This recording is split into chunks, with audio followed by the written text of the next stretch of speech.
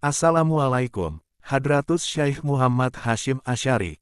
Ketika Hasyim Asy'ari muda berangkat nyantri ke pesantren yang diasuh Kiai Haji Muhammad Kholil bin Abdul Latif Bangkalan Madura, Hasyim Asy'ari muda langsung diuji oleh sang guru.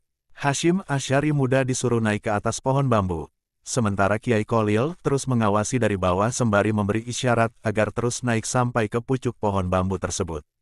Kiai Hasyim terus naik sesuai perintah gurunya itu.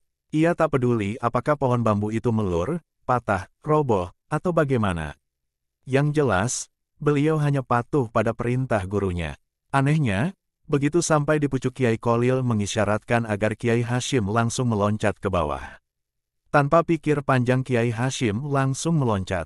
Ternyata beliau selamat. Ada cerita yang menarik tatkala Kiai Haji M. Hasyim Asy'ari masih belajar dengan Kiai Haji M. Khalil. Suatu hari, Kiai Hasyim melihat Kiai Khalil gurunya lagi bersedih.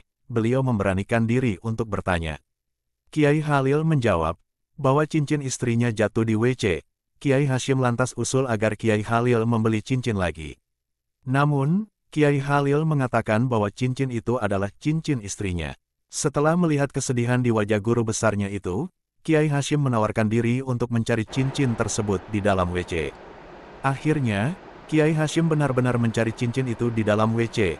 Dengan penuh kesungguhan, kesabaran, dan keikhlasan, akhirnya Kiai Hasyim menemukan cincin tersebut. Alangkah bahagianya hati Kiai Khalil atas keberhasilan Kiai Hasyim itu. Dari kejadian inilah Kiai Hasyim menjadi sangat dekat dan disayang oleh Kiai Khalil. Yang menarik, dua kiai besar ini sama-sama tawadu rendah hati. Mereka sama-sama saling berguru. Kiai Hasyim terkenal sebagai ahli hadis. Biasanya Kiai Hasyim mengajarkan hadis itu pada santri sebulan penuh pada bulan Ramadan. Ternyata Kiai Kholil, meski dikenal sebagai guru Kiai Hasyim, ikut juga jadi santri ngaji kepada Kiai Hasyim. Kiai Kholil tidak merasa gengsi memperdalam ilmu meski kepada muridnya sendiri. Sebaliknya, beliau malah sangat menghormati Kiai Hasyim sebagai gurunya. Tradisi rendah hati itu ternyata terus menurun ke generasi berikutnya. Gus Dur yang merupakan cucu dari Kiai Hasyim sangat menghormati keturunan Kiai Kholil. Begitu juga Kiai Haji Fuad Amin cicit dari Kiai Kholil sangat menghormati keturunan Kiai Hasyim. Kalau saya salaman mencium tangan Gus Dur langsung ditarik, Fuad Amin. Dan Kiai Hasyim senantiasa mendapatkan perhatian yang istimewa dan besar dari gurunya Kiai Kholil baik semasa beliau menjadi santrinya maupun setelah kembali ke masyarakat untuk berjuang. Perhatian tersebut terbukti dengan Kiai Kholil pemberian isyarat tongkat dan tasbih kepada muridnya Kiai Hasyim pada waktu beliau hendak mendirikan Jamiyah Nahdlatul Ulama. Kiai Haji Imron adalah putra Syekhona Muhammad Kholil Bangkalan. Kala itu Nabi Khidir menjelma sebagai orang berpenyakit yang menjijikkan. Orang itu tiba-tiba muncul entah datang dari mana dan tiba-tiba saja minta gendong Kiai Imron, namun beliau menolak. Karena menolak orang itu lantas mendatangi Kiai Hasyim dan minta untuk digendong beliau. Waktu itu Kiai Hasyim masih mondok di pesantren Kiai Kholil. Tanpa merasa risih dan jijik Kiai Hasyim menggendong orang tersebut dengan tulus. Pada waktu hampir sampai di pesantren orang itu minta diturunkan. Orang tersebut kemudian berkata, "Sampaikan kepada Kiai Imron bahwasanya saya ini adalah Nabi Khidir." Setelah itu orang tersebut lenyap. Begitu kabar ini disampaikan, Kiai Imron terkejut. Ia menyesal telah menolak menggendong orang berpenyakit itu yang tak lain adalah Nabi Khidir. Sejak itu, kabarnya, Kiai Imron bertekad untuk mencari Nabi Khidir. Ia terus mengembara untuk mencari Nabi Khidir, sebagai bentuk rasa permohonan maaf dan penyesalan beliau. Tepat pada tanggal 21–22 Oktober tahun 1945, Kiai Haji Hasyim Asy'ari mengumpulkan wakil-wakil dari cabang NU di seluruh Jawa dan Madura di Surabaya. Dalam pertemuan tersebut, diputuskan bahwa melawan penjajah sebagai perang suci dan hukumnya fardu ain. Saat ini populer dengan istilah resolusi jihad. Setelah resolusi jihad dicetuskan, ribuan kiai dan santri bergerak ke Surabaya.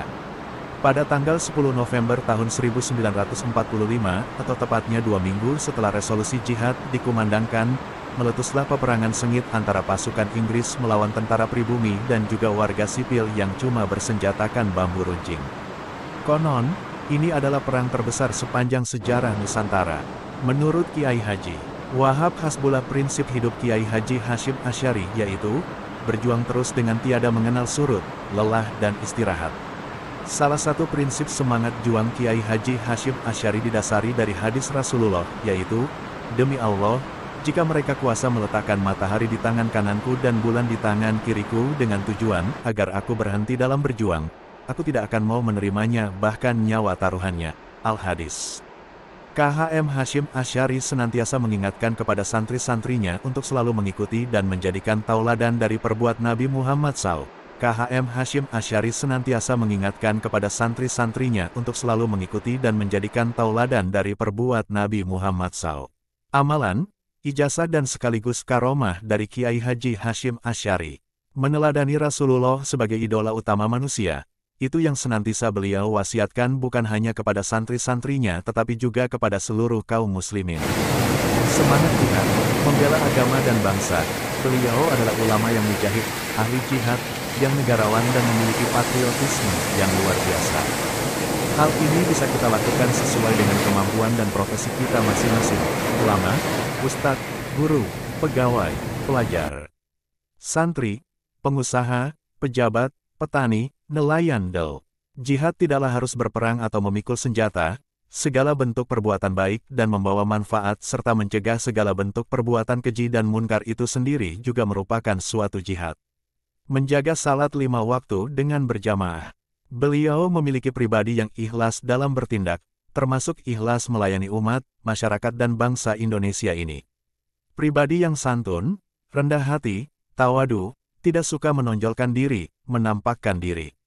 Saling menghormati, suka bermusyawarah, tidak fanatik yang berlebihan merasa paling benar sendiri. Membersihkan hati dan mensucikan niat di dalam mengerjakan dan melakukan sesuatu. Nasihat beliau dalam kitab Adabu Ta'lim wa Muta'alim. Beliau adalah pribadi yang pekerja keras, memiliki semangat juang tinggi tanpa mengenal lelah dalam melakukan sesuatu, berjuang, belajar, bekerja, membantu, melayani umat del, termasuk dalam melayani umat dan bangsa Indonesia. Itulah karomah besar Hadratus Syekh Muhammad Hasyim Asy'ari yang telah Allah anugerahkan kepada beliau. Juga sekaligus ijazah yang beliau berikan kepada santri-santrinya dan seluruh kaum muslimin, agar bisa diamalkan dalam kehidupan sehari-hari di dalam beragama, berkeluarga, bermasyarakat, dan berbangsa. Terkadang kita sering-sering terpesona oleh kekeramatan, kehebatan dan kesaktian beberapa ulama atau kiai tertentu. Contoh seperti kisah jika ada kiai yang bisa mendatangkan rizki secara tiba-tiba, bisa berada di suatu tempat yang sangat jauh dalam sekejap mata, bisa juga berada dalam suatu tempat yang berbeda secara bersamaan, mengetahui akan kejadian masa lalu dan juga mengetahui kejadian-kejadian yang akan terjadi, bisa terbang, mampu berjalan di atas air dan masih banyak lagi lainnya. Itu membuat kita terkagum-kagum, padahal semua itu tiada mustahil dan sangatlah mudah bagi Allah. Kalaulah kita lihat putra beliau Kiai Haji Abdul Wahid Hasyim dalam usia yang sangat muda sekitar 30 tahunan sudah menjadi ulama besar, pejuang dan negarawan, tokoh nasional dan internasional, dan juga menjadi pahlawan nasional, beliau sangat disegani dan dihormati. Kiai Haji Abdul Wahid Hasyim meninggal dalam usia sangat muda, 39 tahun.